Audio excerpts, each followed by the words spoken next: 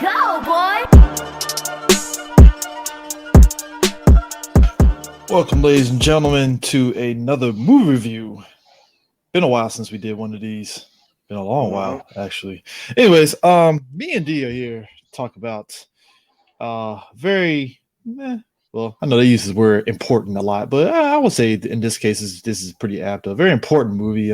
Movie's called Judas and the Black Messiah. I want to ask D this because I'll probably say he's more well versed in Fred Hampton than I am. What you think of this movie? As far as as far as what, like what? I don't know. You know more about him than I do. Because I mean, you're the only reason why I was interested in the movie because I've heard you talk about Fred Hampton and stuff a lot more so than anybody else. So it was like when they announced the movie, I was like, oh, okay, all right, hey, check this out and stuff. So it was just on top of watching the movie and all the other stuff I read about him. So Well, all right, but as far as like accuracy goes, um, first off, like everything about it felt very accurate to what it was. Not too many people were cartoonish. Um, it kept itself very grounded to, like I said, to really what happened.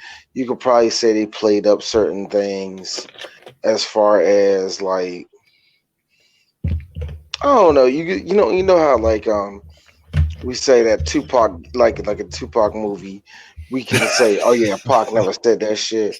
It's a little bit different when it comes to when you paint a freedom fighter. It's Yeah. it's a little bit different.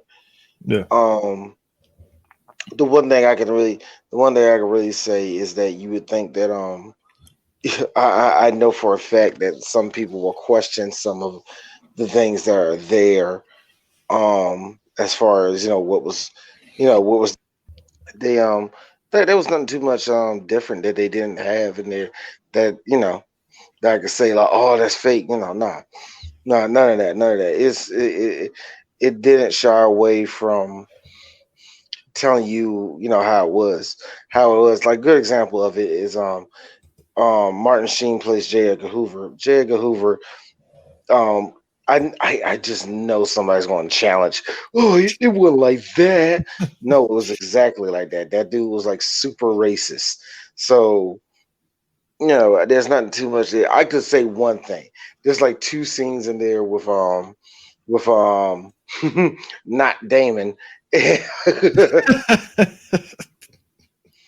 But there's like two scenes in there where it was like reluctance, but you let it go for the movie because I know but a part of me is like, he probably was like, fuck that nigger. Yeah. like that's like the old, that's just me. So whatever. Yeah, I enjoyed the movie a lot. I had reservations because usually in these movies, and it's one of those situations where I kind of forgot who was behind the movie because I know was it Ryan Coogler and the director actually helped produce the movie. Shaka King, they produced the movie, and the Lucas brothers pretty much helped with the screenplay of the story, basically. But I have reservations, like, if you didn't know anything about William O'Neill before, like looking him up, you're thinking, oh man, they're gonna make William O'Neill like the guy that's like the savior, and he helps Fred Hampton. Is gonna be all Hollywoodized, and then you watch the movie, and I mean, I might be overstating it a lot and stuff, but I felt, and like I said, it is mainly the writing that does this, but yeah, Lakeith did a really good job playing O'Neill, and they really played up O'Neill like, yo, he's a snitch. Fuck that dude. Like straight up. I Like top to don't know. bottom. I feel like on both ends I feel like on both ends. And this is not saying that you're wrong on what you're feeling. It just feels like, first off, how you go, like, yeah, I do feel like you're overstating it just a bit. Yeah, I probably am. But just a bit, but it's not by much. But for you to then go, yeah, fuck that nigga, is kind of like, I think you kind of miss what they were trying to do, but No, I mean, it's like I get what they were doing, but it's like you never, no point in time, do you feel like there's a redemption arc for him in the movie. At no point in time. No. Well, yeah, you do. Really? Yeah, you do. No, dude. All right. without giving nothing away, there's like 3 chances You he could had. spoil it, to be honest with you, because I mean, you No, can read up on this. I mean, still get the point across. but But still, no, I was like, there's 3 different times in that movie that he had a chance. There's 3 yeah, different times he had a chance. 3 that's different times he had a chance to change the whole fate of everything, you know. But he crumbled. He crumbled like all informants did. They were scared of the FBI. They were scared of being caught. You know what I mean? I mean, So this is a guy that basically he was basically boosting cars, and he gets caught by the cops. And the FBI was like, "Hey, we want you to infiltrate the Black Panther Party, and you'll be free after that." And you can kind of see him just over time. It goes from, all right, I'm infiltrating the party, and then they just have him doing more and more stuff till it gets to that point where they ask them to and then again, like I say, I think the only reason I say you're overstating it because I feel like I don't know. I don't think I think it's just how you interpret it. So I'm not even going. That's not even. Yeah, I mean, that's neither here or there. I think with if anything, they really didn't want to. They really didn't go into. I would say, if there's nothing, I don't know. I'm confused myself. It's not a big deal. But anyway, no, it's all no, that's not. No, it's as far as everybody's performance was what it should be. Where it was, you totally believe Daniel Kalula as fucking Fred Hampton. You believed every freaking second of the movie. Everybody else didn't really have to do too much. I do kind of.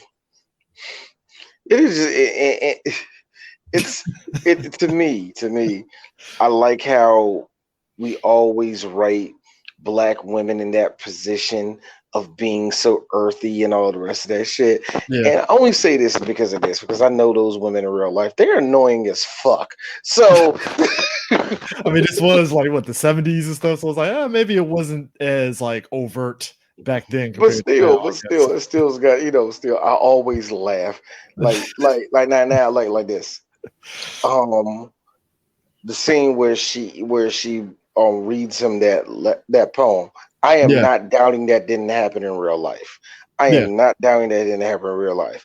But you lying like shit. You didn't never. Was it Deborah Johnson? Deborah Johnson. Oh my god, you lie like shit. That never happened.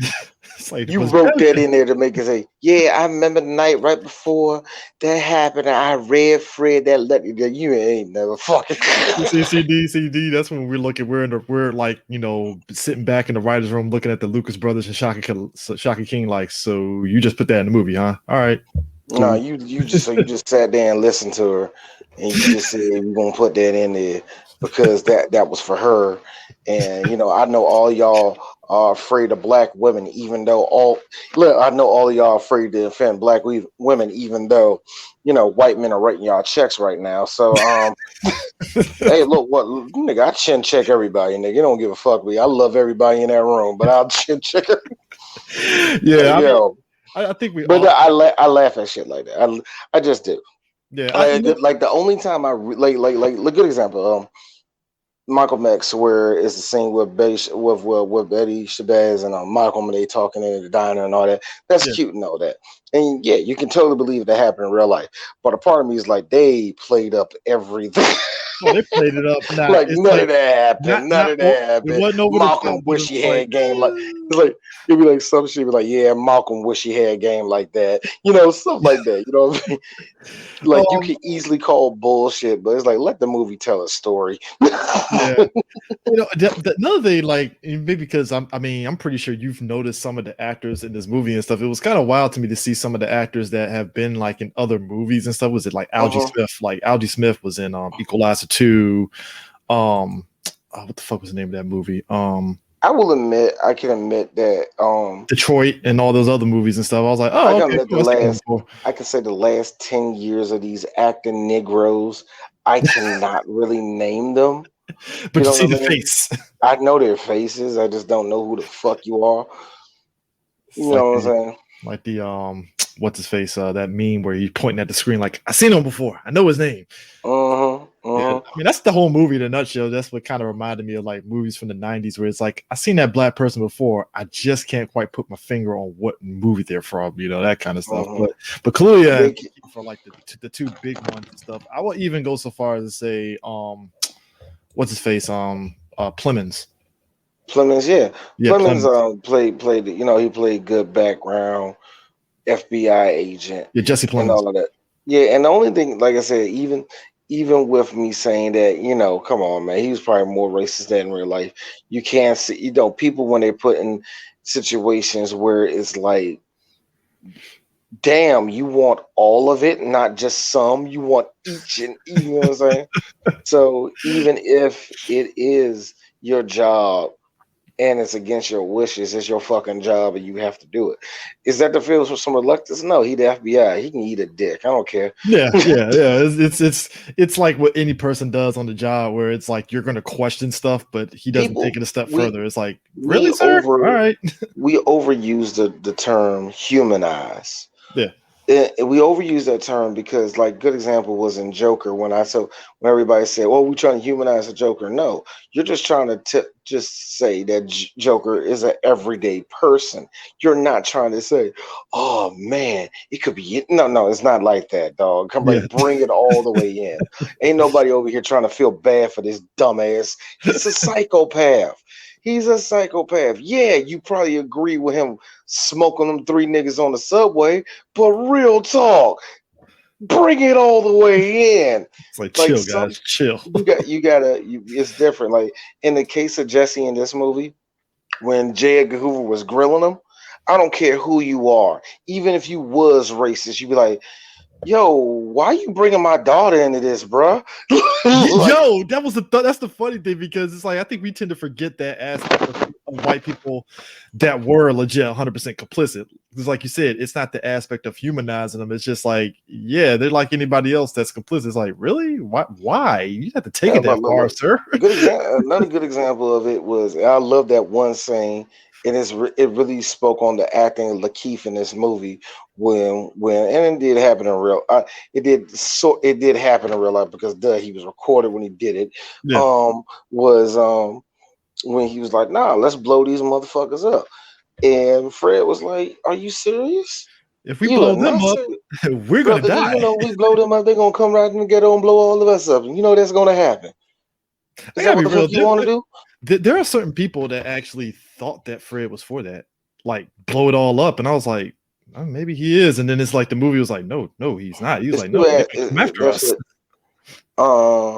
It's 2 things. It's really what you saw was, you can see why people love the Black Panthers for being violent, because they actually fought back. Yeah. They shot cops. They didn't give a shit. Well, yeah, 100%. So you associate that with their leader.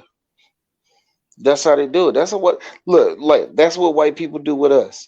Oh, they bust out windows. Black Lives Matter is for that shit. No, they're not.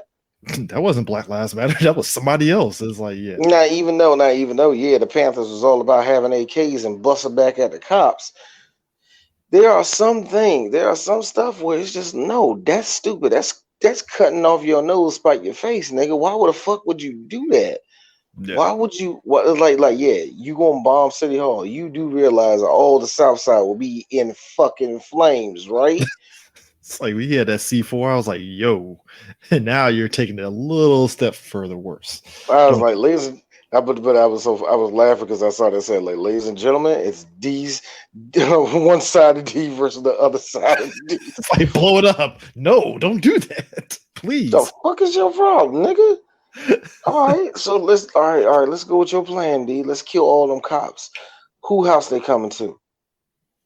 What they gonna do? What they gonna do to your kids? What they gonna do to that? Let's not even talk about the cops who want you dead. That the special cops that want you dead. The ones that will go out the rule book. Rape your wife, have something. Cut off one of your legs before they find you. Them type of cops. You know what I mean? I appreciate they actually got his son to basically be part of this whole production of this movie and stuff, to kind of have a lot of input on this too. I think that probably definitely helped as well. I mean, granted, you would think that something like this, they would always involve the families and people like that and stuff. So now, all right, now D's an asshole. So look at me. They did the same thing for Gotti, so let's bring that in as a praise. Let's be real. I don't know if we said it on the episode. I felt Gotti was more of a cash grab. This feels like they actually wanted to do this. Gotti was a cash grab, and the Gottis being oddly enough jerking themselves over. Yeah, you know what I'm saying? And like, I don't understand how all these mob people went to TV. I don't know how that happened, but whatever. That's some white privilege. We killed a bunch of people. Hey, put us on TV. Oh, please. Meanwhile, it's like they've been trying to do a freaking Fred Hampton movie since like, damn, was it 2012? Forever, actually. Be honest with you. Oh, longer than that. Good one.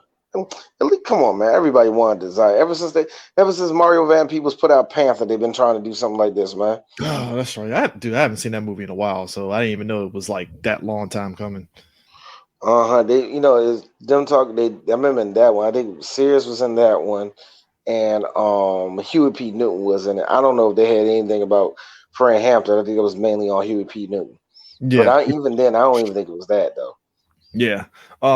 Another thing too that I did enjoy is that they actually did nail the time period. It wasn't one of those things where you felt distracted. Like, is this 19? There was one. Okay. It was only one extra. Okay. It was only one extra, and you won't remember it. It's just that when you see him, like I think it was right before they blew up the headquarters. Yeah, you see him as one of the people that was just one of the black folk that was looking on. His goatee was a little bit 2019, and I don't like that. It was a little bit too tight. You know what I mean? Than I do, so it's like I probably would have. It wasn't even a big thing. It was just like, okay.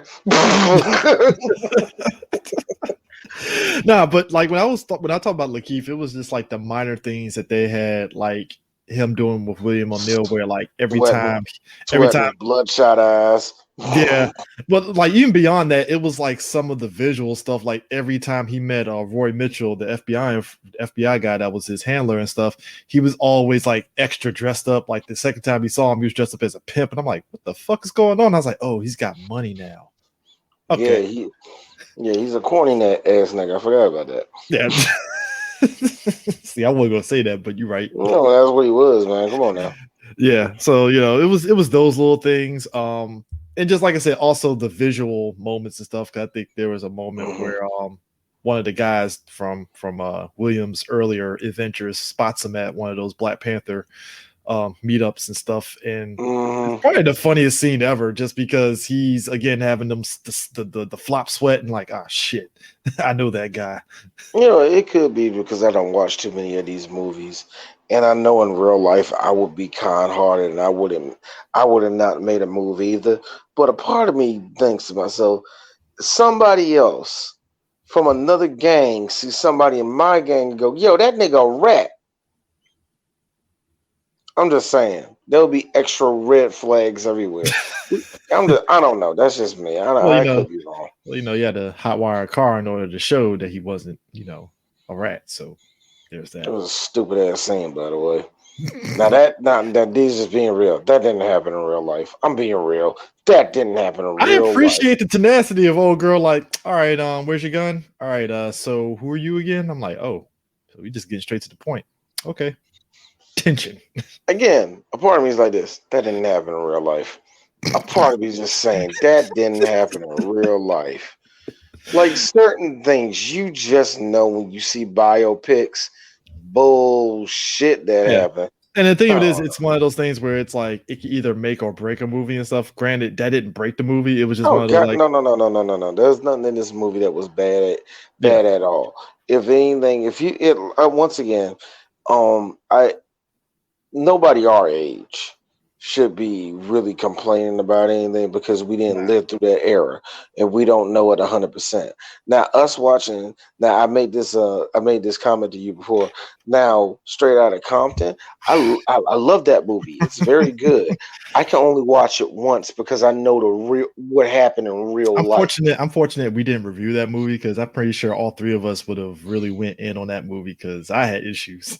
I didn't hate it at all. I didn't hate it. I just had issues. thought it was done very well, but good Lord, I have issues with it. Now, look, put it this way: we probably will never review that on Three Black Geeks, but I tell you what, we will review. We're reviewing that Pac movie. We're probably going to review Notorious. Notorious, at least tried.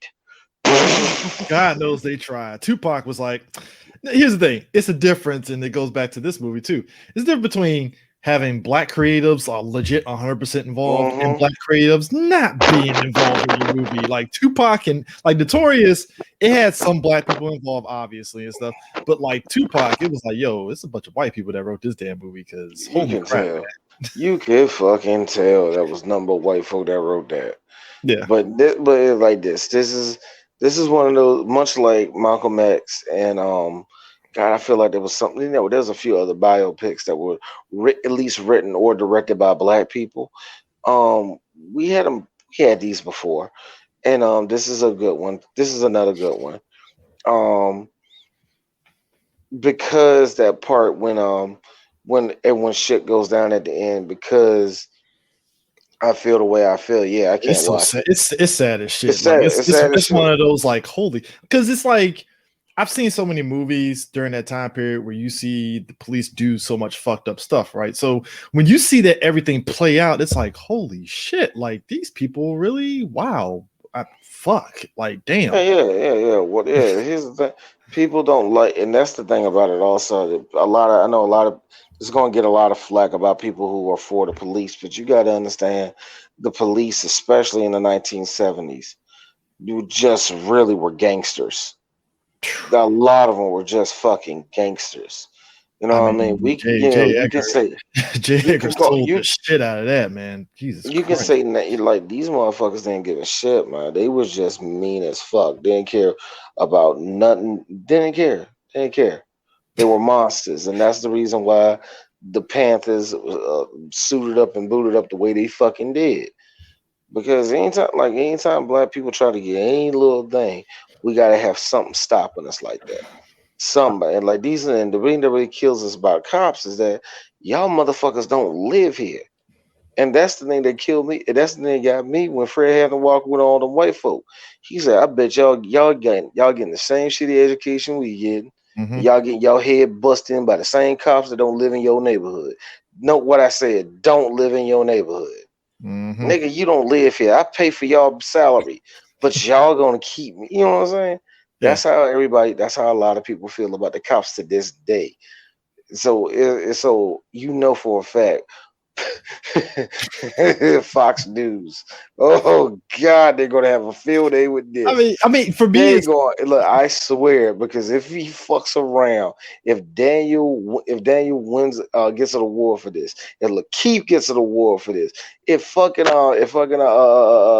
gets an award for this, if Shaka gets an award for this shit, I don't think the screenplay will. Real talk, ain't nothing special about it. Oh, yeah. Hey, I mean, yeah, I mean, but check it out. Real talk, I know this is fire, and I know like one or two of my friends would get mad at me at this, but same thing can be said about Good Will Hunting. Ain't nothing special about that either. But sir, that is white people's pariah. You will not do that to Good Will. Oh, I know two of our black friends that will fuck me up about that. Hey, I love Good Will Hunting. I wouldn't say that, but I understand. No, that movie could ride a dick. Ooh, genius white boy, shut up. Angsty Boston, that is smart. Angsty Boston. Hey, I'm a Southie, but I know stuff. All right, shut up. I know algebra 2. All right, chill. I know what calculus is, bruh. I like the stocks. I like shut up. That is so white people. Shut up. I love that movie, but it does. And when you really look at it, it's like it's a Boston dude that's just super smart. All right, sure. Robin Williams is really good though. Hey, nobody gave me a chance, huh? Why don't you make movies like that when nobody gives you a chance? What? That's what I'm talking about. Anyway, but it's called Stomp the Yard. All right, guy. Shut up. Just say it. You could have said Drumline. That would have been even better. I say Stomp the Yard. Drumline's too easy. I have to say Stomp the Yard. That's just. But it's like I said, if anybody wins an award for this, they're gonna bring up police and how people see police brutality or whatever. It's like, no, we have been talking about it. We've been talking about police brutality. 1988 on that NWA album, they had to play that clip from the 1970s of Richard Pryor saying, "Cops put a hurting on your ass, brother." Man. Oh, those guys are just resisting arrest. Like, white people don't believe that shit. That was, I like how, like, I had to bring up a reference that was in 1988 that was brought up a reference that was back in 1976. Hell, you even bring up freaking Rodney King. It's like that dude might have been high on coke. Christ, he had to get beat by like 8 officers and shit. Probably not. That's what I'm saying. We can keep on bringing up multiple examples of the cops physically trying to power drive the black man through a fucking concrete wall. We can do that for hours. But white folk act like this shit just happened last month. And I will never understand slavery was like 1,000,000 years. And I'm like, we just got freedom in the 1950s, dog. What are you talking about? Yo, man, you act like yo, it's almost ain't been a year since George Floyd, and half y'all crackers act like that was a long time ago. Well, sir, once the black box went away, they just kind of forgot. So, Yeah, hey, look. Hey, you guys stopped. I thought it was over. Hey, I ain't gonna lie. For a second, I could not tell that was Martin Sheen under that fucking makeup as J. Edgar Hoover. Oh, man. I had to hit the voice. I was like, is that Martin Sheen? Oh, it is Martin Sheen. Holy shit. J. Edgar Hoover. Did they really have to put all that makeup on him? Maybe. Yeah, they did. Yeah, they did. Some of that mess keeps on seeping out, and he doesn't age as much as they want him to. This is true. This is true and stuff. But yeah, this like I said, everything, the music, the visuals and everything was pretty damn solid and stuff. Like I said, I like this movie and stuff. It's kind of interesting because F. Gary Gray originally was attached to this project a while back. Wow. So, yeah. So that, granted, it does go to your point on the fact that they've been trying to do this for a while. So that does make sense. They just went through F. Gary Gray and other people before it finally landed to Shaka King. So, good on him that he was able to do that. So. And of all people, they went to a young director, and I like that. Yeah, like to a young director. First-time director. Well, not first-time director. He's done small stuff, but this is like his first major movie. Exactly. That's what I was talking about. Yeah, this is his first big project, man. Oh, I'm happy for him, and it's a monster one too. And he lucked up by getting the right talent around him and the right talent above him. So. Yeah, it's a pretty solid movie. I expected to win a few awards, not all of them, but a few of them. Do I feel like any of them will be tokens? Shaka, as much as I like him, I don't think he deserves one. But if he gets nominated, I'll be like, okay, white people felt pressure. Well, to be honest, it's tough because you have to go up and get. I mean, to be honest, because you have that, and then you got Regina King's One Night in Miami, so that's like 2 black movies, and the war seasons when it comes to like black movies that are really good, they tend to be like, all right, we can only pick one. We can only pick one. I'll be honest with you. Yeah, it only should be this one, not One Night in Miami. That's not the one. And it's a good movie, but yeah, I mean, it's like if you want to talk like which one is more important, I'll probably lean towards Judas. To me, One Night in Miami, dog. I'll be honest with you, we'll forget it next year. That's what I mean. We'll forget about it. It's unfortunate, and it's not because it's because it's a good movie, but it's one of those like it happened, and then it's like, all right. I see that's the problem. That's the reason why I won't call it a good movie. Because if I know I'm going to forget about you within a year, I can't say that. That's why I say that about Selma. Oh, I thought Selma was shot well and done well. Nobody talks about that for a reason. It wasn't that good of a movie. Well, to be honest with you, that's another movie that much like this movie that like, hey, I gotta give it to Ava. She didn't pull no punches on fucking Lyndon B because Lyndon B was a piece of shit too. And the fact that he basically had to get armed, basically put in an armhole just to sit there and pass civil rights shit speaks volumes about him. And there was a lot of white folks that felt some way. And I'm like, no, that was Lyndon B. Johnson because he really was doubling down on his schism until like MLK and them had to like press I like how you did that though. You just cover up the fact that I said it wasn't good. No. I ain't covering it up. I'm just bringing up the duality of it. That wasn't even whatever. The point is that like I said, it deserves the praise that's going to get, and it's going to be a lot of praise. And like I said, it should win a couple. If it don't win none, it wouldn't surprise me. But still, the fact that a lot of them are going to get nominations, they deserve it. Yeah, Kaluuya might get it at Golden Globes. I have a strong feeling he might get it though, because Kaluuya, because he's in it for the Golden Globes. He might, but then again, I just got this feeling that white folk they're gonna have him waiting like Denzel. I got a feeling they're gonna have him waiting like Denzel. Him and a couple other people. Lakeith is probably gonna get the same thing too. So I got a feeling Lakeith is going to have the career of a Mario Van Peebles. I don't think he ever gonna win. I think Lakeith is never going to win it, and I don't think it's going to bother him 1 second. He is the most even-keeled black dude ever. It's like, if I win, I win. I don't care. I'm just here. Because Lakeith is the most niggerish actor. This nigga, I swear to God, he didn't read no lines. He didn't read no lines. They just told him to do a line of coke and told him that don't trust that Fred Hampton nigga, and you just go with all the lines. Sweat profusely and look conflicted. Like you ever see Dave Chappelle where he go like, what? Word? Cool? Alright.